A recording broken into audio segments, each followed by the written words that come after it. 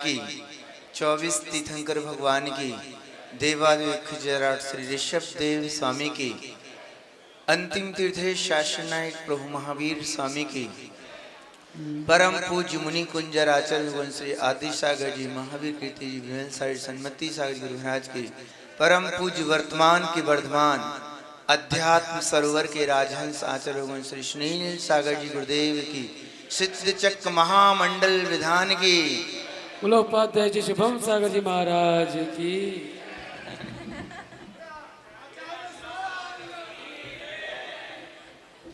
उपस्थित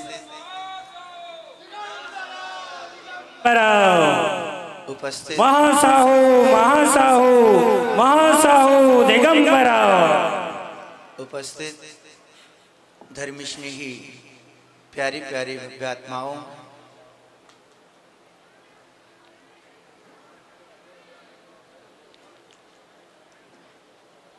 संसार की वस्तुएं पदार्थ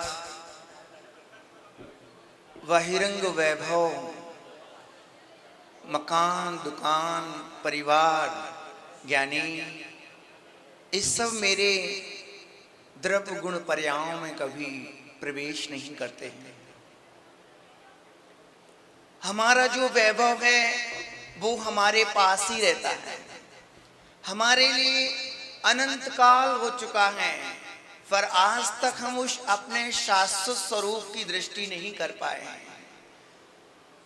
ऐसा कभी समय नहीं आया होगा जिस समय हम अपनी ओर दृष्टि करें, आया तो होगा। अवसर बहुत सुंदर सुंदर भी अनंत काल में आए होंगे, पर हमारे कहीं ना कहीं विकार, कहीं ना कहीं अज्ञानता, कहीं ना कहीं पर पदार्थ के प्रति आसक्ति, उस आसक्ति ने हमारे लिए अपने आत्म वैभव से दूर कर दिया। ज्ञानियों, जो सबसे सुंदर वैभव है जो हमारे नजदीक है, जिसमें जिस वैभव में हमें कोई पर की प्रतीक्षा ही नहीं करनी है, पर की इंतजार नहीं करना, पर का आकुलता उस विषय में नहीं करना है कि वो पदार्थ मेरे पास आएगा कि नहीं। यानी ऐसा चैतन्यमय वैभव हमारे पास अभी भी है। यानी अतीत में भी हम थे, ओहो चैतन्य, अतीत में भी हम थे। आचार्य भगवान कहते हैं कि हर एक आत्मा उत्पाद व ध्रुव से युक्त है, यानी आत्म तत्व परिवर्तित भी होता है पर आत्म स्वभाव कभी नष्ट नहीं होता है। चैतन्य अतीत में भी हम थे, वर्तमान में भी हैं और भविष्य में भी रहेंगे। क्यों? हम एक चैतन्य तत्व हैं, एक जीव द्रव्य है, द्रव्यों में मेरा प्रथम स्थान है। यानी हम अतीत में थे, अतीत में किस रूप में रहे होंगे तो आप विचार कर सकते हैं। पौधे वृक्ष लगे हुए हैं, एक इंद्रिय आदि जीव हैं, दो इंद्रिय आदि जीव हैं, इन सब पर्यायों में हमारा जन्म मरण होता रहा। वर्तमान का सिर्फ हमारे पास एक समय मात्र है। अब हमें भविष्य की तैयारियां करनी है। भविष्य में हमें किस रूप में रहना है? ज्ञानियों, भविष्य में हमें किस रूप में रहना है? हाथी बन के, घोड़ा बन के, गधा बन के, बैल बन के, नाली का कीड़ा बन के, देव बन के, मनुष्य बन के, किस रूप में रहना चाहते हो? अब आपके पास से उत्तर आएगा कि नहीं, मनुष्य बन के रहूंगा तो मनुष्य तो पर्याय बदल जाएगी, मैं कीड़ा बन के रहूंगा तो वैसे ही कीड़ा बन के नहीं रहना है, कीड़ा भी पर्याय, उसकी पर्याय भी बदल जाएगी। यानी तो किस अवस्था में तुम्हें रहना है? रहना तो पड़ेगा, ये निश्चित है। हमें चैतन्य किस रूप में रहना है? आप लोग बता सकते हो कि आप लोगों किस रूप में रहना है? ज्ञानियों, भविष्य में हमें किस रूप में रहना है? कौन चाहता है कि भविष्य हमारा निर्मल रहे और हम सदा काल आनंदित रहें? तो किस पर्याय में रहना चाहते हो? ज्ञानी, एक ही मात्र अवस्था है जहां हम आनंद से रह सकते हैं, वह है सिद्ध पर्याय, सिद्ध भगवान का स्वरूप। उस रूप में हमें रहना है। आज सिद्ध चक मंडल विधान की शुरुआत है। इस सिद्धों की आराधना यहाँ की जाएगी। ज्ञानियों, सिद्धों के पड़ोसी आज आपके नगर में आए हैं। ध्यान रखना, आपको जब किसी से मिलना होता है ना, तो उसके पड़ोसी से पहले मिल लेते हैं कि भाई उसकी जानकारी बराबर रख लेते हैं। ये सिद्धों के पड़ोसी हैं आचार्य भगवान। आप ज्ञानी, आपको सिद्धों से मिलना है, सिद्ध स्वरूप की प्राप्ति करनी है। सिद्ध पर्याय की कैसे प्राप्ति होगी, शाश्वत स्वभाव में कैसे प्रकट होगा, वो यदि कोई बता पाएंगे तो वह आचार्य भगवान सुनील सागर जी गुरुदेव। वो अभी सिद्धों के पड़ोसी हैं, हर पल सिद्धों के नजदीक रहते हैं। आप तो बहुत दूर हो जाते हो। यानी संसार के इतने सारे विकल्प हैं हमारे पास कि हम सिद्धों के पास आ ही नहीं पाते हैं, ध्यान भी नहीं कर पाते हैं। यानी पर आचार्य भगवान सामायिक प्रतिक्रमण भक्ति आवश्यक में अपने सिद्ध भगवान को स्मरण में रखते हैं। मैं सिद्ध स्वरूप हूँ। ओ हो। यानी सिद्ध भगवान का मंगलमय स्मरण हमें सिद्ध बना देता है। जैसा प्रभु का स्वरूप है चेतन, वैसे स्वरूप को उपलब्ध जीव हो सकता है। सिर्फ उनके गुणों का या स्मरण करें। हम जैसा बनना चाहें वैसे रूप में हम बन सकते हैं। ये आपके ऊपर है। आप चाहो तो मनुष्य भी बन सकते हो, देव भी बन सकते हो, नारकी भी बन सकते हो, और सिद्ध भगवान की अवस्था को भी प्राप्त कर सकते हो। तो ज्ञानियों, सिद्ध भगवान बनने के लिए हम चले तो हैं, पर सिद्धों का वैभव कौन बताए। उनके वैभव का बहुमान हमें अभी तक नहीं आया है। जिनको आया है तो देखो, वो इतना विशाल सिद्ध भगवान की आराधना के रूप में सिद्ध चक मंडल विधान करने के लिए समर्पित हुए हैं। पैसा नहीं देखा कितना खर्च होगा, ये नहीं देखा मेहनत कितनी लगेगी, दौड़ धूप कितनी करनी पड़ेगी। ओ ज्ञानी, जिनको गुरुओं के प्रति श्रद्धान है, रत्नात्रयधारी गुरु भगवान के प्रति आस्था है, वो हजारों किलोमीटर दूर भी हो और कितना भी धन खर्च करना हो, ये धन तो जड़ है। धन का कोई महत्व नहीं, धन का कुछ भी महत्व नहीं है, पर पुण्य के उदय से भी हमें वैभव मिला है और साथ में सद्बुद्धि मिली है और आचार्य भगवान का मंगलमय सानिध्य मिलना। ए भरत जी बोल रहे थे, आचार्य भगवान का पदार्पण कैसे भी हो, नगर में आए, इसके लिए हमने एक कोशिश की क्या निमित्त की सिद्ध चक महामंडल विधान कराएंगे। निश्चित ही बहुत बड़ी उत्तम भावना है। धर्मेश ने ही प्यारी प्यारी भव्यात्माओं, ज्ञान के बादल आचार्य भगवान के मुख से बरसेंगे। ये सारा संसार अभी राग रूपी आग में निरंतर जल रहा है। ऐसी शीतलता जिन वचन में ही संभव है। ज्ञानियों, आचार्य भगवान का ये भासुर नगरी में मंगल पदार्पण, मैं तो कहता हूँ ज्ञानियों, हमें तो एक ही निर्णय करना है इस जीवन में कि भगवान बनने का निर्णय करना है।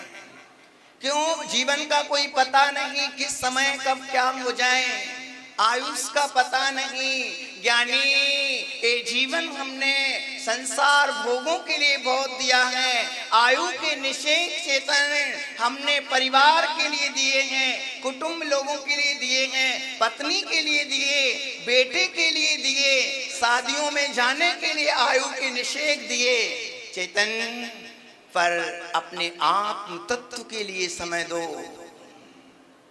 मैं कौन हूं? चेतन रूपी देव तुम्हारे सामने भीख मांगने खड़ा हुआ है। ओ हो ज्ञानी, वो भिक्षा फैलाए, झोली फैलाए खड़ा हुआ है कि अभी तक तुमने सबके लिए समय दिया है, अब आयु का कुछ समय शेष बचा है, तो हमारे चेतन स्वरूप को दे दो। यानी अपनी आत्मा की आराधना में सारा समय लगा दो, तो तुम भगवान हो जाओगे, प्रभुता को प्राप्त हो जाओगे। ये बताओ, पहले आप लोग भगवान बनना चाहते कि नहीं चाहते? सबको भगवान बनना है? क्या बात है ज्ञानी, आप ऐसे प्रज्वलित दीपक के सामने विराजे हो। आचार्य भगवान मोक्ष मार्ग के दीपक हैं। ज्ञानी प्रज्वलित दीपक हैं, जो इनके पास आएगा वह भी प्रज्वलित हो जाएगा, उसके आजीवन में भी सब में ज्ञान का प्रकाश होगा। चैतन्य अपने स्वरूप को कैसे जाने? हमने आज तक अपने ओर दृष्टि ही नहीं बनाई, बनाने का प्रयास ही नहीं किया। पहली बात तो चेतन आप ये विचार करो कि जिस अवस्था में हम हैं इसका बहुमान आना चाहिए।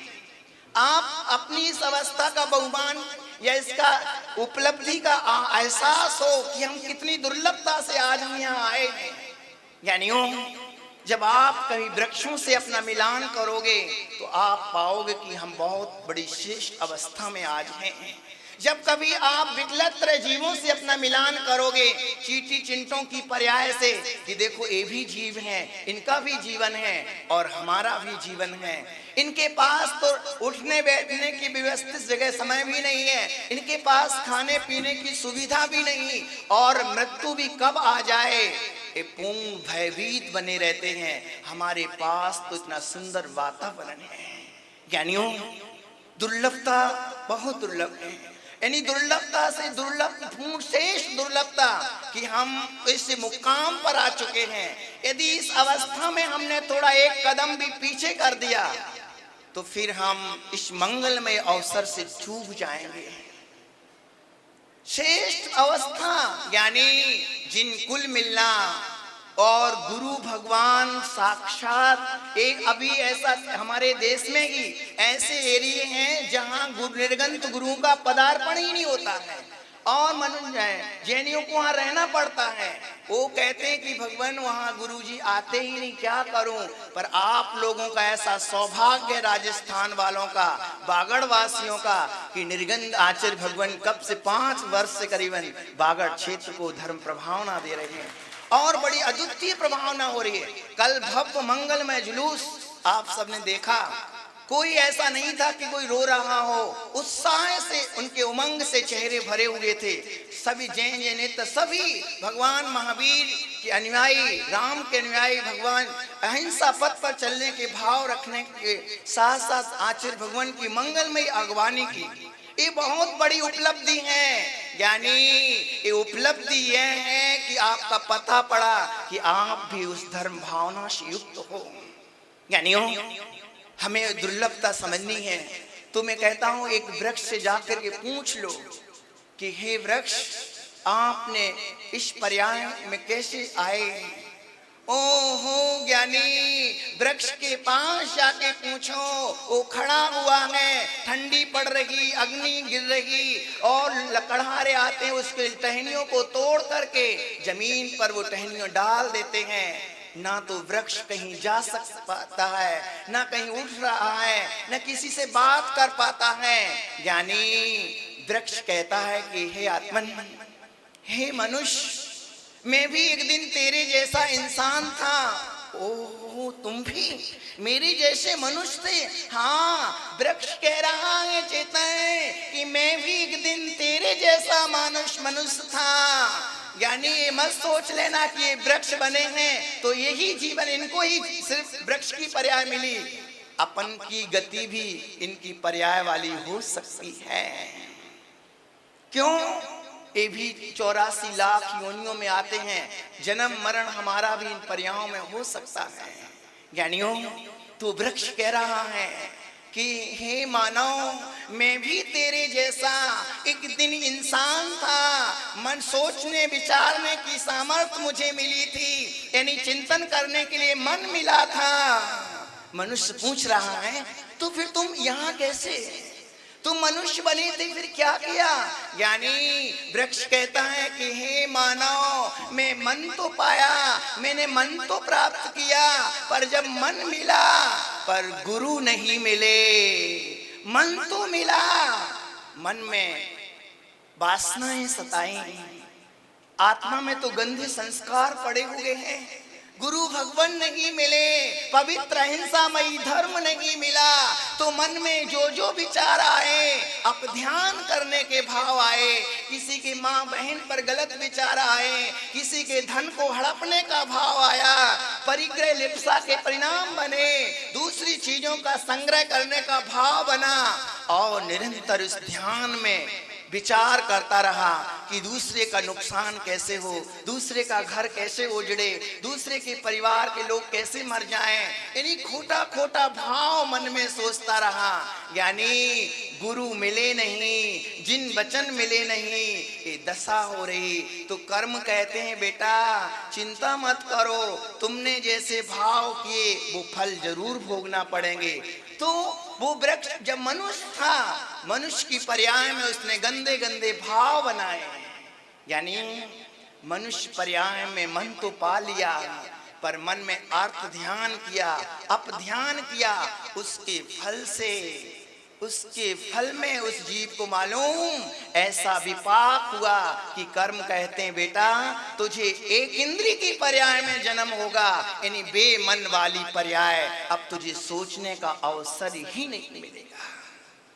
यानी आज हमारे लिए विचार करने के लिए बहुत सुंदर अवसर मिला है, बहुत सुंदर विचार कर सकते हो आप, जितना अच्छा सोच सकते सोच लेना, कंजूसी नहीं करना ज्ञानी, विराटता के साथ सोचो। सोचना ही है तो इतना सोचो कि तुम अपना राग का भाव सिर्फ परिवार तक सीमित नहीं रखो, 2-4 व्यक्तियों तक सीमित नहीं रखो, ये हमारे बेटे हैं, ये हमारा परिवार है, दुनिया के बारे में कुछ नहीं विचार करना। ज्ञानी राग ही यदि करना है तो परिवार तक नहीं, पूरे ब्रह्मांड पूरी दुनिया के प्रति राग करो। तुम्हारा राग इतना फैल जाना चाहिए कि वो राग तुम्हारे लिए दुख का कारण न बने। राग ही करना है। आचार्य भगवान को देखा एक बार, अभी पाड़वा प्रवेश था, पंच कल्याणक के पहले दिन ही प्रवेश के दिन, एक गाय का बछड़ा, थोड़ा बड़ा था बछड़ा, तो तड़प रहा था या ऐसा पड़ा हुआ था, उसका पैर यानी चल नहीं पा रहा था, तो अस्वस्थ अवस्था में था। आचार्य भगवान का प्रवेश उस दिन होने वाला था, कड़ाके की ठंडी पड़ रही थी। आचार्य भगवान और रुक जाते हैं, उसकी ओर देखते रहते हैं, विचार करते हैं यह जीव कोई तकलीफ में है। तुरंत साथियों ने देखा कि वो साथ में जो रहते इस तरह भक्त लोग, तो ये अस्वस्थता नजर आ रही है। तुरंत आचार्य भगवान ने कहा, इशारा किया कि वहां जाके डॉक्टर को बोलो। जब तक बराबर मैसेज डॉक्टर तक नहीं पहुंचा, उसने स्वीकृति नहीं दी कि हम आ रहे, जब तक आचार्य भगवान उस स्थान से एक कदम भी नहीं बढ़ाया। ये दया का परिणाम है। यानी ये भाव हमें महान बना देता है। अब वो चाहे, कई लोग ऐसे भी होते हैं, ये अपना बछड़ा थोड़ी है, ये अपनी गाय थोड़ी है, अपन तो आगे बढ़ जाते हैं। यानी इस सोचने मात्र में व्यक्ति में विराटता आ जाती है। आचार्य भगवान भी आप जैसे ही तो है ना, हाथ पैर नाक कान हाथ सब ऐसे ही तो हैं, अपने जैसे ही भगवान के भी ऐसे ही हैं, पर इनमें इतनी ऊंचाइयां कैसे आई हैं? यानी ऊंचाइयां एक परिणामों से आती हैं। हम महावीर के भक्त हैं तो इतना विराट सोचें। जैन धर्म में तो ज्ञानी सम्यक दृष्टि जीव इतना विशाल सोच रखता है कि जैसे हमारी आत्मा है वैसे सभी जीवों की आत्मा है, और सबके प्रति ऐसी कल्याण की भावना से भरा रहता है कि उस जीव को एक दिन तीर्थंकर का जैसा पद प्राप्त हो जाता है, यानी भगवत्ता को प्राप्त हो जाता है। यानी आचार्य भगवान ने जिस इतने अनंत ऊंचाइयों की ओर जा रहे हैं, कम समय में आप देख रहे होंगे आचार्य भगवान अल्प समय में इतने पुरुषार्थ करके कितने ग्रंथों की रचना की प्राकृत में पूरे भारतवर्ष में यदि कोई प्राकृत में महर्षि प्राप्त की है किसी ने, तो वह एकमात्र आचार्य भगवान सुनील सागर जी गुरुदेव। हमें गौरव होना चाहिए। आज आचार्य भगवान के आशीर्वाद से अभी प्राकृत शिविर चले, जगह जगह लोग भूल गए थे। हम लोग ये विचार करते रह जाते कि इस प्रकार की सोच कहां से आई। एक प्राकृत फाउंडेशन तैयार हुआ, उसके माध्यम से जगह जगह विद्वानों ने, विद्वान तो थे पर मार्गदर्शक नहीं मिलने पर कुछ नहीं हो पाता है। यानी आचार्य भगवान के अंदर कुछ ना कुछ भाव बने और प्राकृत कितनी विशाल शिविर की श्रृंखला बनाए। अभी भी जगह जगह शिविर कहीं अभी चलेंगे, 10-5 दिन बाद फिर शुरू होंगे। ज्ञानियों, ये करुणा है उनके अंदर कि सबको आत्मज्ञान की प्राप्ति हो। हर एक क्षेत्र प्रभावित हो, चाहे शिक्षा का क्षेत्र हो, चाहे भक्ति का हो, चाहे समाज की स्थिति। आज देख रहे हैं समाज में परंपराएं अलग अलग बढ़ रही हैं, प्रसंग पंथवाद चल रहे हैं, पर आचार्य भगवान एक ऐसे इकलौते आचार्य हैं जो कोई तेरा वाला आता है तो ये नहीं कहते। कई लोग आते ना, वो तुम कौन हो, अभी स्पष्ट बोलते हैं लोग, साधु लोग भी, तुम बीसपंथी हो, तुरंत बोल देते। तुमने पहले वो नमस्कार करते, नमो महाराज जी, कहाँ से आए, वहां से। अच्छा तुम जैन हो, अच्छा जैन है तो कौन से जैन हो। अब बताओ, साधु के मुख से इस प्रकार के शब्द कहाँ से निकलना चाहिए, तुम कौन से जैन हो। मैंने उस व्यक्ति से कहा कि तुम्हें वहीं तुरंत जवाब दे देना चाहिए था, पर आचार्य भगवान एक ऐसे संत हैं जहां ये पूछते नहीं। जैन तो छोड़ो, जैनेतर समाज भी जिनको अपना मानती है, जिनको अपना अपनापन देती है, पर उनका अपनत्व तो मिलता है। एक माता आचार्य सुनील सागर जी गुरुदेव है, जिनको समन्वय संत की दृष्टि से देखा जाता है। उनको यही ध्यान है कि सबका कल्याण हो। कई लोगों को यही है कि बंटवारा करना पड़े हुए हैं, एक डंडा ले लिया, सबको बंटवारे में लगे हुए हैं। तुम चलो शादी मत करना, वो मत करो, 13-20 में भी बंटवारा कर दिया, जो बिल्कुल नजदीक है। ज्ञानी बिल्कुल बंटवारा कर दी। उनके मंदिर में मत जाओ, उनके साधुओं को मत पूजो, चौका मत लगाओ। ये सबसे बड़ा कलंक है ज्ञानी इस समाज के पास। पर मैं कहता हूं, जब तक आचार्य भगवान सुनील सागर जी गुरुदेव भारत देश में रहेंगे तो ये कलंक कभी लग नहीं सकता। सबके साथ निर्मल सोच होना, ये बहुत बड़ी उपलब्धि है। मैं नजदीक से देखता हूँ हर एक स्थितियों को और बाहर के जीवों से घटित करता हूँ। आचार्य भगवान के सानिध्य में कभी प्रतिष्ठा हो, ध्यान रखना, आचार्य भगवान और अन्य साधु भी आ जाएं तो सहज आचार्य भगवान को स्वीकार करते हैं। आइए और लाभ लीजिए। पैसे नहीं चढ़ाते,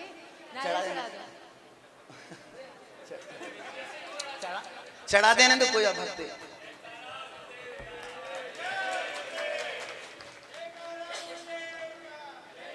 आप भक्ति का उदाहरण सामने ही देख रहे हैं। बहुत कहने का मतलब, कहीं ना कहीं जब पवित्रता हमारे अंदर आती है तो लोगों के मन भी बदल जाते हैं, लोगों की विचारधारा भी। कहते हैं ना, वो एक उदाहरण सुना होगा, वो व्यक्ति सोच रहा था कि ये वृक्ष सूख जाए तो निश्चित वृक्ष सूख भी गया। आचार्य भगवान प्राणी मात्र के प्रति करुणा का भाव रखते हैं। मैंने देखा है, अभी आप किशनगढ़ चतुर्मास में आप लोग आए होंगे। किशनगढ़ चातुर्मास, जहां 13-20 से समाज बटी हुई है, जहां आपस में मन मुटाव है और भी संतवाद वहां चलता है। पर आचार्य भगवान का जिस दिन प्रवेश हुआ, उस दिन वहां के जो मुख्य श्रावक थे उन्हें आज R.K. मारवाड़ ने पहले दिन से श्रीफल चढ़ा दिया, आपका चतुर्मास हमारे यही हो। और उन्हें बड़े उत्साह के साथ जब आचार्य भगवान श्री संघ की विदाई हुई, उस दिन उनकी आंखों में आंसू आ गए कि ऐसा संग हमें अब मुश्किल है देखना, यानी मिल पाए। ये आचार्य भगवान की समन्वयी दृष्टि, ये बहुत बड़ी उपलब्धि है। यही कारण है कि आचार्य भगवान की प्रभावना चहुं ओर बढ़ती जा रही है। एक खेमों में भी नहीं बढ़ते हैं, खेम एक स्थान पर सिर्फ सीमित नहीं होते हैं। यहाँ देख रहे होंगे सभी प्रकार, कई श्वेतांबर भी आते हैं, दिगंबर भी आते हैं, और भी वैष्णव भी, क्षत्रिय, सभी प्रकार के समाज सब एक साथ बैठते हैं। ये बहुत बड़ी उपलब्धि हमारे जीवन की खुशहाली है। यानियों, भगवान महावीर को तो हमने नहीं देखा। भगवान महावीर तो चतुर्थ काल में हुए थे, और महावीर स्वामी में इतनी विराटता भी होगी ही अवश्य, क्योंकि वो प्रभु थे। वो एक सामान छोटी छोटी चीजों को लेकर के कसायावृष्ट नहीं होते होंगे। उनके सामने तीव्र विपदा भी आई तो भी वो विचलित नहीं हुए, अनेक उपसर्ग भी हुए तो भी विचलित नहीं हुए। वैसे आचार्य भगवान के ऊपर कितने भी, जिन धर्म पर बढ़ने पर भी अनेक उपसर्ग भी आए। आपने सुना होगा प्रतापगढ़ चंद कार्यक्रम, वहां पंचकल्याणक था, एक किसी ने श्रीफल मस्तिष्क पर मार दिया, फिर भी आचार्य भगवान की सौम्यता, उस दिन की क्षमा का भाव, ये देखते ही बनता है। यही तो विराटता है। ज्ञानियों, आचार्य भगवान कम उम्र के हैं अब, और दीक्षा छोटी वय में ले ली थी। और सागर में मोराजी छात्रावास है, बहुत सुंदर स्कूल है, संस्कृत महाविद्यालय। वहां से आचार्य भगवान ने शास्त्री बीकॉम तक पास करके जिन धर्म को पढ़ा, निश्चित है कोई पुण्यात्मा जी बुंदेलखंड की धरा से पता था कि ये जीव ऐसा आने वाला है, तीनों लोकों में जय जयकार होगी, भगवान महावीर के पथ पर चलने वाले। आज हम सब ऐसे आचार्य भगवान के चरणों में जिनकी छवि को निहारते हैं तो हमें महावीर ही नजर आते हैं कि उनकी सौम्यता, उनकी भद्रता, उनकी अंतर्मुख वृत्ति, उनकी भेद विज्ञानमयी परख दृष्टि, उनकी करुणामयी दृष्टि से हमें अपने महावीर स्वामी को देखने का अवसर मिलता है। भासुर वालों का ये सौभाग्य है। और एक परिवार ने सिर्फ सबको बुला लिया, कितना आकर्षण है ज्ञानियों। ये आकर्षण भगवान महावीर स्वामी आचार्य भगवान गुरुदेव, जब गुरुदेव ने यहाँ हासुई दी तो सबकी नजर भासौर पर टिक गई कि 8 दिन तक गुरु भगवान का प्रवास ये भव्य छोटे से गांव में रहेगा। जैन जैनेतर कल देख रहे थे, पाटीदार सभी समाज वाले यहाँ आए हुए थे। अभी प्रतिदिन वो लाभ लेंगे, तो आप सब मंगलमय अवसर का लाभ लीजिए। आचार्य भगवान के चरणों में कोटि कोटि वंदन, नमो। चले